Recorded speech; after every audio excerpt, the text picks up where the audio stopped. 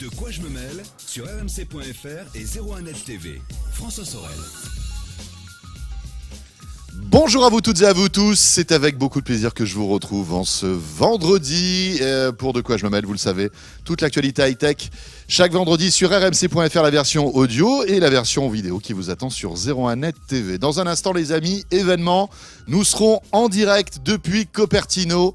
Jean-Sébastien Zanqui, vous le savez, de la rédaction de 01net.com, va nous présenter les nouveautés Apple, ou plutôt la nouveauté, parce que c'est vrai que on a été un petit peu déçus. Il n'y a pas eu énormément de choses, mais malgré tout, un nouveau MacBook Pro, on va en parler, puis on fera aussi le parallèle avec l'autre grosse news de cette semaine en matière d'ordinateur. C'est Microsoft qui nous a présenté en fait deux nouveautés, un sur Facebook et puis un appareil assez étonnant qu'on va vous décrire dans un instant. Pépé Garcia sera là avec nous aussi. On va parler de drones en sa compagnie et puis de casques à réduction de bruit. Et puis tout à l'heure dans ce De quoi je me mêle pour terminer, ce sera Victor Jakimovic qui nous a dégoté quelques petites tablettes tactiles à des prix défiant toute concurrence à trouver sur le web. On en reparlera tout à l'heure. Mon Twitter bien sûr, CF Sorel. La page Facebook de quoi je me mêle vous attend. Vous cliquez sur j'aime. Soyez les bienvenus. De quoi je me mêle sur rmc.fr et 01net TV. Et donc pour débuter ce De quoi je me mêle, direction la Californie avec Jean-Sébastien Zanqui qui est avec nous. Salut Jean-Sébastien. Bonjour François, bonjour à tous. Jean-Sébastien Zanqui, alors si vous êtes avec nous en vidéo, vous l'avez remarqué, il est dans sa magnifique chambre d'hôtel.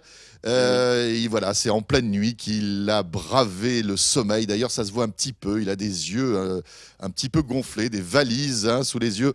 Mais c'est sympa d'être avec nous, Jean-Sébastien, parce que tu as assisté en fait à cette conférence Apple qui s'est déroulée il y a quelques heures à Cupertino. Tim Cook est monté sur scène et donc a présenté un nouveau MacBook Pro. Ouais, tout à fait. On s'attendait à ce que ce soit effectivement des ordinateurs qui soient présentés. Effectivement, ça a été donc ces MacBook Pro. Seulement les MacBook Pro, on a envie de dire, parce que finalement, toute la gamme d'ordinateurs d'Apple est un petit peu vieillissante, mais ça a été un gros focus sur cet ordinateur-là. Voilà, avec cette grosse nouveauté qui est cette Touch Bar. Donc, qui est un écran OLED tactile qui remplace en fait la ligne des touches fonctions, tout simplement, qu'il y a au-dessus du clavier habituel des MacBooks, des ordinateurs. Jean-Sébastien, tu nous as balancé la grosse nouveauté de ce truc-là, direct comme ça, là. Moi, je pensais qu'on allait faire monter un petit peu la sauce avec le design, avec la couleur. C'est vrai que les couleurs ont changé, etc. Mais tu as raison, c'est quand même la grosse nouveauté et on va dire l'unique grosse nouveauté de ce MacBook Pro, c'est-à-dire que tout en haut, il y a une espèce de barre OLED tactile qui va en fait s'adapter au programme que nous lançons et qui va t'apporter de nouvelles fonctionnalités, c'est ça, hein ? Ouais, en fait, c'est pas tant des nouvelles fonctionnalités, c'est-à-dire que ça met en avant des menus qui avant ne se trouvaient seulement qu'en allant justement fouiller dans les menus et les sous-menus des applications.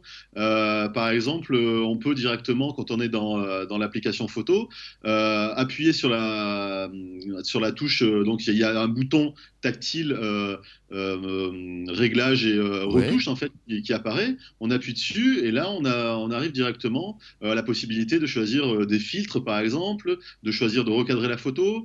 C'est pareil dans iTunes, on va pouvoir passer d'une chanson à l'autre. Alors ça c'est un truc classique qui existe avec les touches fonctions, mais également pouvoir ajouter un morceau à sa playlist. Dans Photoshop on peut également ajouter des filtres par exemple sur les morceaux, sur les photos. Mais Jean-Sébastien, c'est un petit peu comme si on avait un tout petit écran d'iPhone en haut du clavier, quoi. Ouais, c'est un écran qui fait 2170 pixels sur 60 pixels de haut. Ouais, et tu les as comptés, ça se voit, parce que là, t'es précis. Ouais, on me l'a confirmé directement. Je me demandais justement quelle était la résolution de cet écran. Et voilà, du coup, c'est intéressant parce que quand on commence à manipuler l'ordinateur, voilà, au début, on est dérouté parce qu'on a les réflexes d'aller sur les touches fonctions pour toucher seulement la luminosité ou le volume. Ouais. Et puis là, on se rend compte d'un coup qu'on a voilà, plein d'options différentes et nouvelles sous la main. Et en fait, au bout de 10 minutes, on se rend compte, on dit, mais ouais, c'est quand même plutôt pratique. Dans l'application message, par exemple, on a tous les emojis sous la main, par exemple. On n'a plus besoin d'aller dans le sous-menu pour les trouver. Donc voilà, c'est des il y a des nouveaux réflexes à prendre en fait. Ouais, Mais c'est plutôt sympathique. et puis je trouve que c'est plutôt design, c'est plutôt joli, hein, ça ajoute un petit élan de modernité en fait à voilà, un Mac qui n'évolue pas véritablement d'année en année. Cela dit là, il y a aussi quelques petites nouveautés, nouveau look aussi. J'ai l'impression qu'il est un petit peu plus fin. Et puis surtout cette couleur. Il n'y avait pas des Macs de cette couleur, non? Alors en fait, ouais, il est plus fin, effectivement. Ils ont gagné 12% de volume par rapport à l'ancienne génération de MacBook Pro. Pour tout vous dire, il est même plus fin que le MacBook Air. Et effectivement, il y a ces nouvelles couleurs qui sont en fait les couleurs héritées tout simplement de l'iPhone, hein, c'est-à-dire la couleur argent et la couleur gris sidéral. Alors ils n'ont pas mis le or rose et le or classique comme les iPhones, mais en tout cas, c'est ces deux couleurs-là. Et le gris sidéral est vraiment très chouette avec un sort de gris foncé très joli. D'accord. Voilà, on le voit. Hein, c'est vrai qu'en gris sidéral, si vous êtes avec nous en vidéo, il est vraiment superbe. C'est vraiment une très très belle machine. Donc tu disais il est plus fin même que le MacBook Air. Est-ce qu'on peut dire que le MacBook Air est enterré, cuit, voilà, qu'il n'y aura plus on va dire, d'évolution du MacBook Air à ton avis? Bah, ce qui est sûr déjà, c'est que le MacBook Air 11 pouces est mort, hein, ça y est, il n'est plus au catalogue, il n'est plus vendu sur le site d'Apple. Le MacBook Air 13 pouces a baissé de prix, sa configuration en revanche est restée la même. Ouais. Et effectivement, là, quand ils ont montré la gamme d'ordinateurs portables à la keynote à la fin, pour récapituler, il n'y avait que le MacBook 12 pouces et les nouveaux MacBook Pro 13 et 15 pouces. Donc voilà, le MacBook Air reste pour l'instant le 13 pouces une entrée de gamme, c'est le moins cher des ordinateurs portables d'Apple, mais dans les prochains mois, effectivement, il va disparaître, c'est clair. D'accord. Est-ce que tu as le nouveau prix du MacBook Air 13 pouces qui reste encore dans le catalogue? Il baisse un petit peu, beaucoup? Ouais, il baisse un petit peu, il est à 1099 euros maintenant, donc voilà, 1100 euros, ça fait quand même 500 euros moins cher que le premier prix du MacBook Pro 13 pouces. Hein, donc, Ouais, il y a quand même une grosse différence encore. Hein. Ouais. Il est quand même plus On va revenir sur les configurations parce qu'il y a 3 configurations possibles, je crois, hein, avec ce nouveau MacBook Pro. Un mot sur la connectique, c'est important. Oui. Apple confirme avec l'USB-C, hein, visiblement. Alors oui, pour le coup, il n'y a plus que des ports USB type C sur ces ordinateurs-là. Plus de MagSafe, plus de prise Thunderbolt. Mais c'est intéressant parce que malgré le fait que le connecteur Thunderbolt ne soit pas là, la norme Thunderbolt existe toujours à travers l'USB-C. C'est-à-dire que à travers sa prise USB-C, on va pouvoir, comme avant avec l'ancien Thunderbolt, brancher par exemple des moniteurs, brancher des disques durs externes en RAID, vous savez, c'est Ouais. disques durs qui sont montés en série pour lesquels on peut faire par exemple du montage pro. On peut aussi le recharger directement via n'importe lequel des quatre ports USB en fait. D'accord. Alors, des ports USB. Est-ce qu'il y a une prise mini jack? Oui, c'est sur le MacBook Pro, ils l'ont gardé. Hein, ils l'ont pas fait comme sur l'iPhone, comme sur l'iPhone 7. Ouais, ils ont Il pas est osé. sur la tranche droite, juste à côté des connecteurs USB. D'accord. Ça veut dire qu'aujourd'hui, par exemple, j'ai un iPhone, c'est ce qui n'est pas débile, hein, si j'achète un Mm. MacBook Pro. Si je veux recharger mon iPhone, Jean-Sébastien, je suis Ouais. obligé d'acheter un nouveau câble ou un nouvel adaptateur. Bah, il vous faut un nouveau câble, tout simplement, qui est celui-ci, qui est le câble USB-C vers Lightning.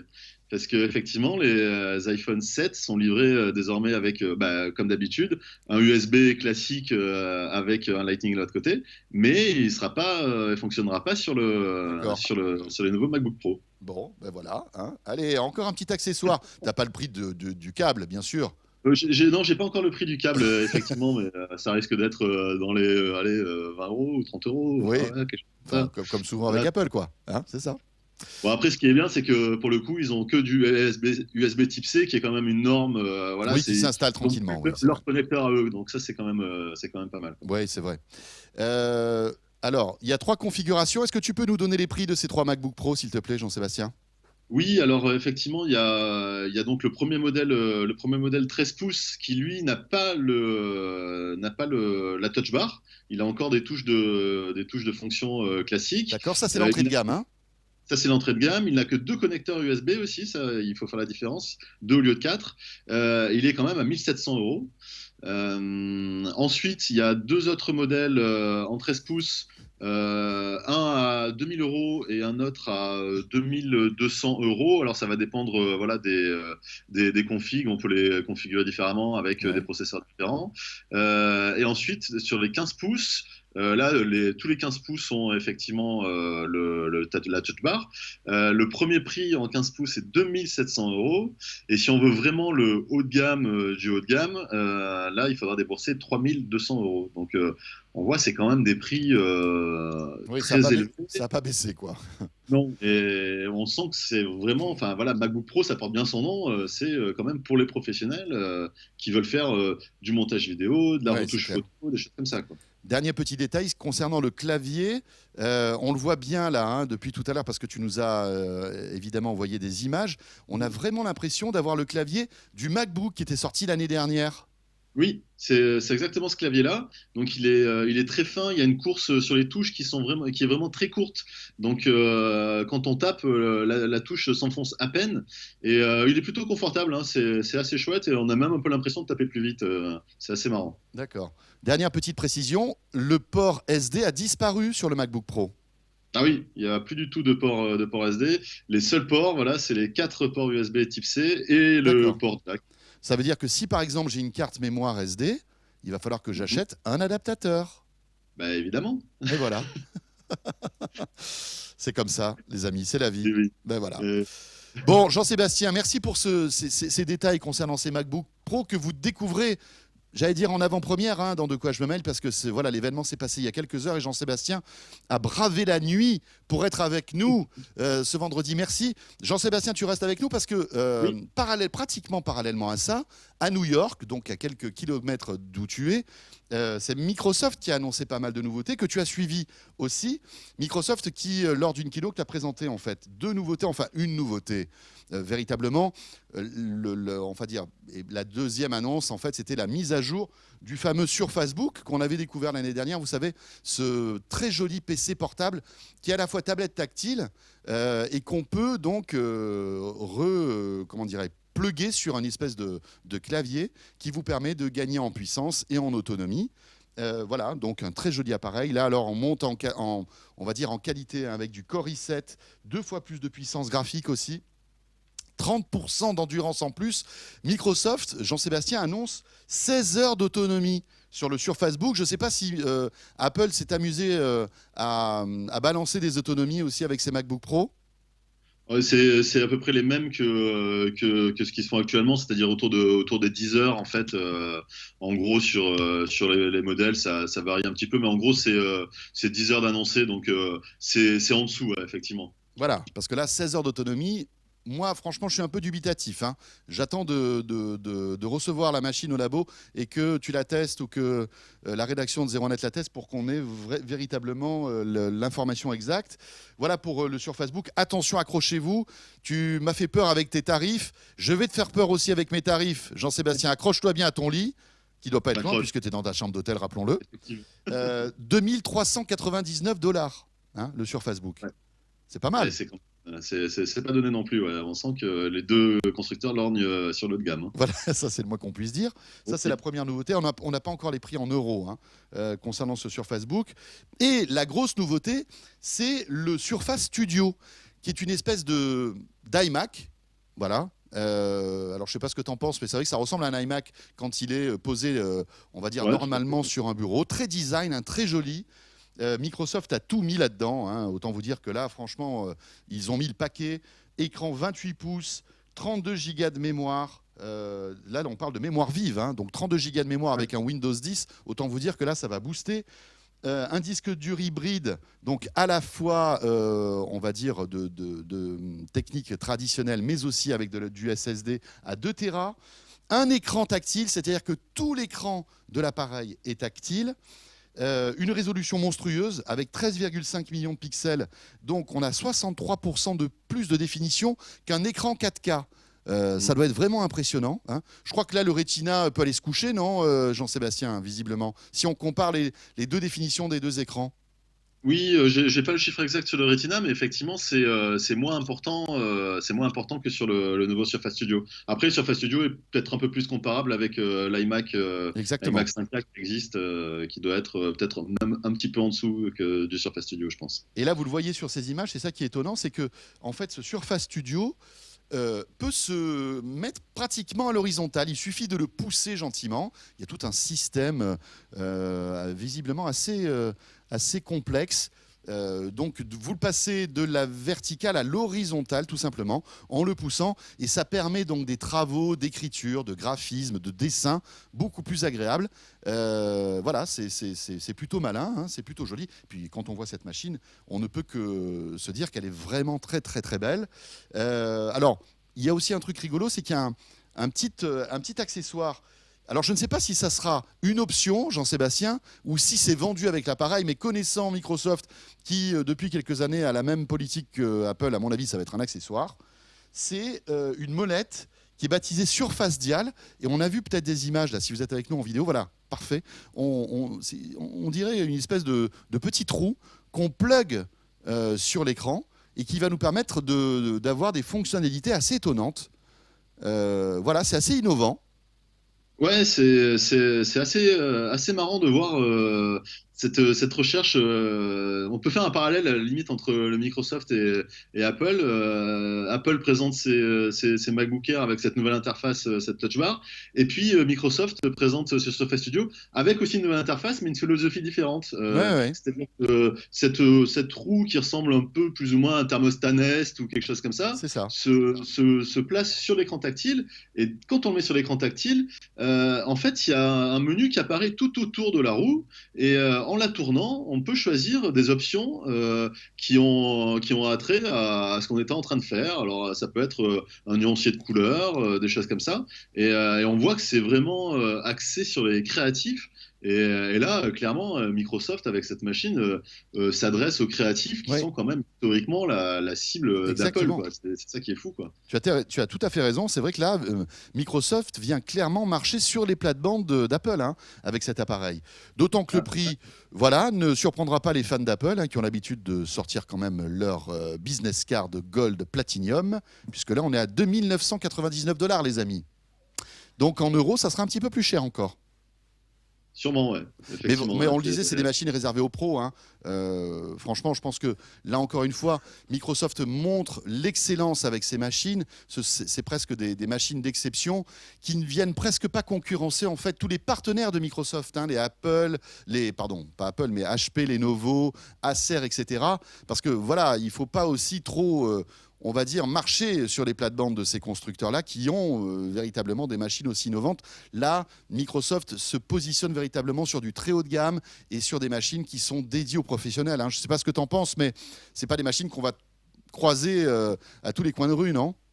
Non, non, clairement pas. C'est aussi une manière pour Microsoft de démontrer maintenant ce qu'on peut faire en termes de création avec Windows 10. Il y a une mise à jour de Windows 10 justement qui est dédiée aux créateurs avec un espèce de nouveau Paint. Oui, Vous savez, le logiciel Paint qu'on a tous connu sur les PC, qui maintenant gère la 3D. C'est-à-dire, il suffit de dessiner un objet sur l'écran, on a un bouton qu'on presse, l'objet se transforme en objet 3D. Et c'est très malin en fait, parce ouais. que ces objets 3D vont servir par exemple après à tout l'écosystème maintenant de Microsoft, notamment avec HoloLens. Ce système de réalité augmentée où on peut Hmm. manipuler des objets en 3D. Donc voilà, on sent que Microsoft essaye de mettre un peu en place une sorte d'écosystème autour de la création et de la réalité augmentée. Et voilà, c'est intéressant de voir un petit peu l'évolution de la marque sur les machines. On n'a vraiment pas l'habitude de voir fabriquer des machines, à part les surfaces depuis quelques années, mais là, c'est quelque chose Ouais.